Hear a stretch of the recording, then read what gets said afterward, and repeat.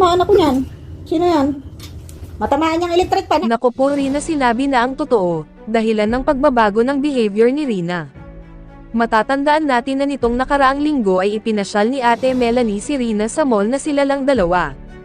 Ang inaakala ng karamihan na nakabubuti kay Rina ang ipasyal ni Ate Melanie ay naging sanhi pa ng kanyang takot at pagkabalisa pagdating ng gabi. Ay hindi siya nakakatulog kahit pa umiinom na siya ng gamot na pampatulog. Pero dilat pa rin ang mga mata ni Rina at hindi pa rin siya dinadalaw ng antok dahil nag-iiba na naman pakiramdam niya.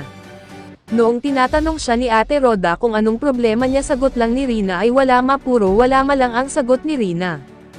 Kung may naririnig ba siya, sagot ni Rina, opo mamakati daw tingnan niya at may mga naririnig siyang nagsisigawang mga lasing, yan po ang sagot ni Rina kay Mama Roda niya.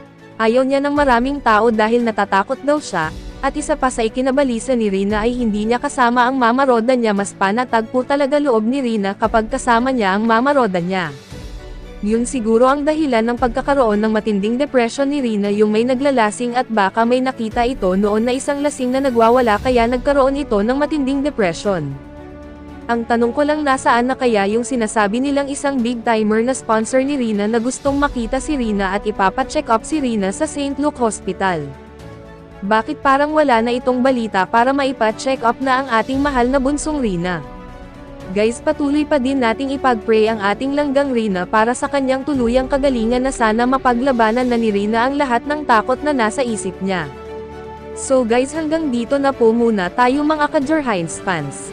Ano po ba ang inyong masasabi or may papayo para sa ating mahal na Prinsesa Rina Mimay? Sana patuloy po nating tangkilikin ang mga uploads videos ng mag-amang Matubang Kuya Val Santos Matubang, Kalingap Rab, Ate Edna Vlogs, at kay Roda Mix Vlog, at sa lahat ng mga Kalingap partners. Pakidamay nyo na din po sana ang aking munting channel guys at pakilike na din po sa video kong ito. Maraming salamat po guys, thank you for watching, good day and God bless everyone. Sino kaaway mo? Wala din. Bakit para may ka nakakita ko? Wala akong time. Na tayo mga bebes-bes lang ako. Ay, sino nga sinusuntok mo dyan sa hangin? Wala din. Iba na naman ang ano mo, Rina. Iba na naman ang mood mo. Hindi, ano ko yun? Kung natataimag-taimag na ako dito. Iba na naman ang nangyayari sa'yo. Sinong naaalala mong kaaway? Wala. Ha? Naging ko. Sige, matamaan ako niyan. Sino yan? Matamaan niyang electric pan, ha? Matamaan niyang electric pan. Wala kang kaaway dyan. Matamaan yan, oh. Opo, ma. Ano ba kang upo, ma? Naintindihan mo ako? Opo, ma. Sinong naalala mong Wala kaaway? din. Sino nga yung nakikita mo dyan? Wala din.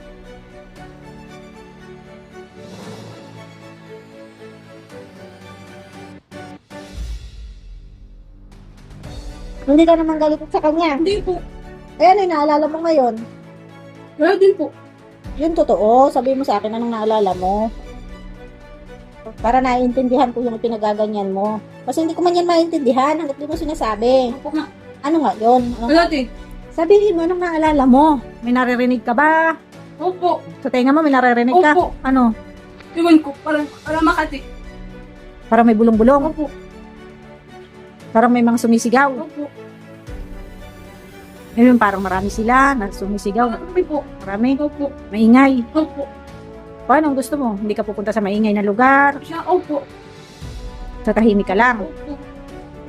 Ano pa? Ayaw mo ba nung pumupunta sa mga lugar na may mga tao na hindi mo kilala? Opo. Ayaw mo nang ganon? Opo. Bakit?